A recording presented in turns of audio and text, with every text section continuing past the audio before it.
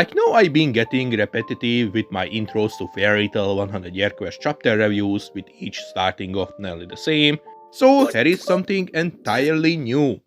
Aldoron is back! Let's go! With you till the day I die.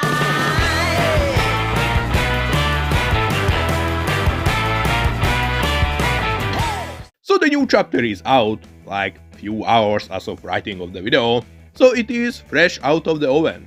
Mashima and Ueda Cooked. They delivered once again another 10 out of 10 chapter. They straight up made a 5-star meal with this new chapter.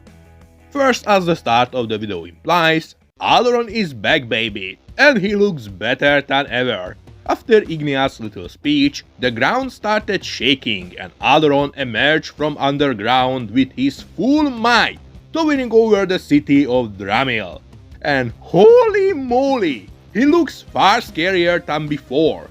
His flames are double the size as before, while the tree on his back has expanded massively, branching out into different directions, taking a misshaped form. Just taking a quick look at this image is already telling me enough to conclude that Aldoron is surging with power, far beyond what we've seen from him before. I don't know whether this is the result of Ignea's plans, or he's just pissed that Natsu smoked his butt, but one thing I'm more sure about is that Aldoron being awakened is the worst thing ever for humanity. Aldoron is the biggest threat amongst all of the dragon gods towards humans. Even though they are all equal, the dragon gods, the other dragon gods with the expectation of Mets phobia need to put effort into causing destruction, while Aldoron can cause catastrophic events by just simply walking. Like just a single step from him can delete entire mountain ranges. Aldoron's massive size makes him a constant threat to humanity and to the planet itself. And from the look of it, I think he might have just grown even larger than before. Dramil, where Erza is currently, was built by the Magic Council to observe Aldoron from a safe distance. And when Aldoron destroyed the country-sized area, Dramil was not harmed by the attack, implying that Dramil was far from Aldoron's range. But in this chapter, Aldoron is towering over Dramil. If Dramil was far from where Aldoron died, aka out of range, he shouldn't be visible from the town like this with his original size, unless he came closer. But since there is no indication that he did came closer or moved at all, this implies that Aldoron might have grown larger to a point that he is not just visible from Dramil, but he is towering over it. This would be hands down insane. Like Aldoron was already massive, larger than any mountain, but this would hands down make him insanely large. I'm running out of the words to describe how big he would be. Let's hope Mashima and Ueda didn't just make a mistake with Aldoron's location or did something without telling us, but instead made him bigger on purpose, because that would be so cool. I'm so excited. This alone made the chapter super awesome and hype. We also see the Oracion Sechs talking between each other regarding Aldoron awakening, and it is so hilarious.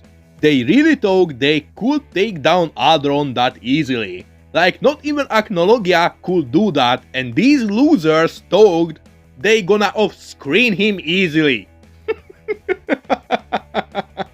Diamond is like, guys, believe me, I thought I did beat him, but seems like I was stupid and now we are cooked.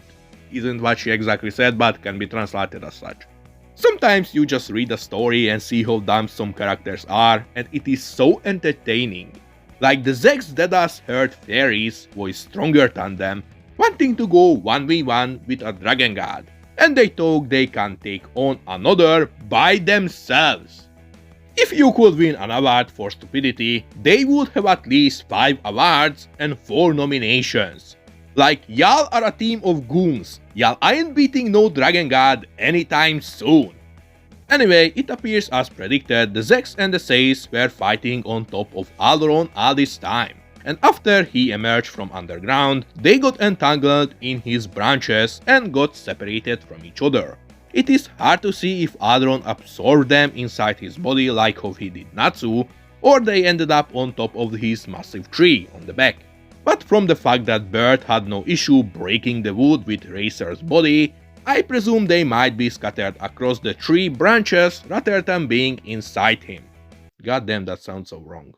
But I find pretty cool. Aldoron had this massive tree on his back for years now, and Mashima never really did anything with it. So this could be a really cool way to explore the place instead of keeping it as a decoration. Now I wonder, since Aldoron is now awakened and they are on top of him fighting, I wonder if the God Seeds will show up and spice the fights up. Imagine a 3 versus 3 fight between the Seis, Sechs and the God Seeds.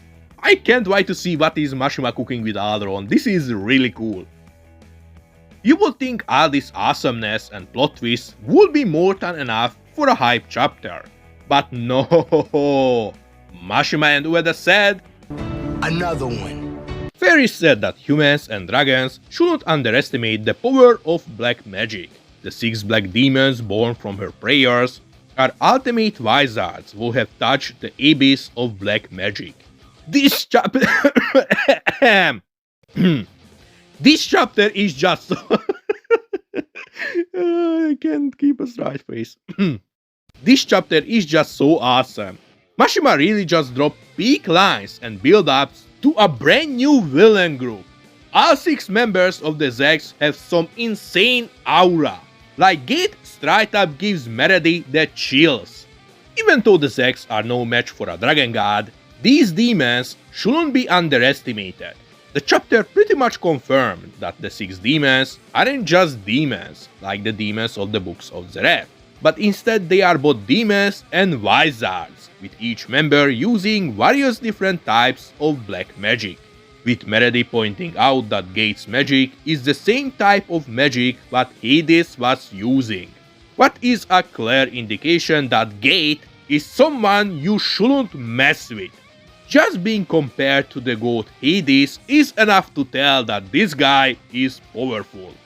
Now I am not sure what magic Meredy is specifically referring to, as Hades used a wide range of spells, but I really hope it is Amaterasu, as that spell is nearly forgotten by the fandom and it is really cool. This would be an awesome way to bring it back into relevance, even if for a short time. But regardless, the demons being both wizards and demons is actually really interesting. Basically this means that each demon is like Natsu, who is also a demon and a wizard. This parallel could lead to some really interesting plot development regarding Natsu's demon side, potentially bringing out E&D what has been teased since the start of 100-year quest.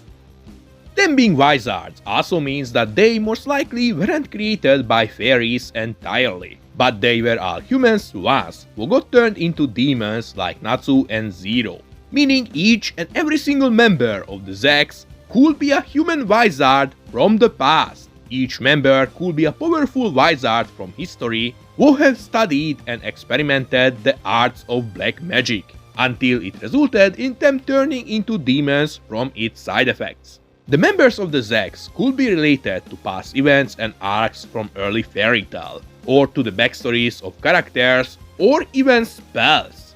All this could serve as some insane lore building connecting some loose dots from the past. Like the air system, for example. We know Zereth was the one who designed the air system, but we don't know who was the main culprit behind the cult who built the towers. And in this chapter, when Racer mentions the towers, Bird has a reaction to it. This could indicate that Bird might be someone directly responsible for its creation, or knows who was behind it, leading to a pretty good reason why Mashima decided to pull the Seis out of his ass in this arc. He might be building up to conclude their characters and the lore around them using the Sechs.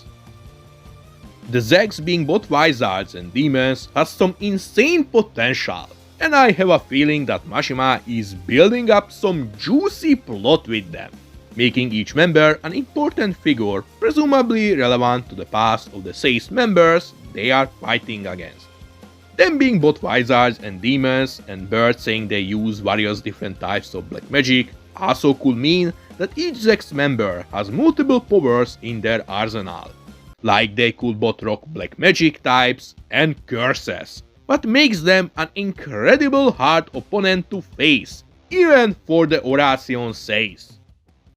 The chapter just went all out, build up on top of build up, plot twist on top of plot twist. Reading this chapter gave me chills from all the excitement, from the start all the way to here. But you know what is the best part? There's more. No. Racer coming out of the debris drops one of the hardest lines he ever did. My prayer was just to run free, but it changed now. Now it is to run to live. And he punches Bird in the stomach, ending the chapter the rawest ways possible. I'm not lying when I say this. I wasn't expecting Racer from all the characters to pop off this chapter, especially not this hard. I still remember when the Oracion Seis was a group of terrorists, and look at them now. Racer is now fighting to protect the world. They went through some insane character development, and now Mashima decided to give them more development, potentially concluding their character journey, giving each their own demon to fight and conquer. I can't wait to see how will the following chapters cook with the Oracion Seis and Sechs, because this is so freaking hype! Mashima and Ueda just dropped an insane chapter this week, from all the build-up regarding the demons and their powers and origins, and Racer going through some character development in front of our eyes, to Aldoron coming back towering over the town of Dramil, more powerful than before, leaving haters and people who jump to conclusions too fast in the dirt. Like, this chapter is hands down a 10 out of 10 chapter. The only thing more insane than this is Erza being sandwiched between multiple top hitters of the arc. She might be more cooked than Grey is. But what do you guys think? Please let me know in the comment section below. This was Space G, and see you guys in space. Bye!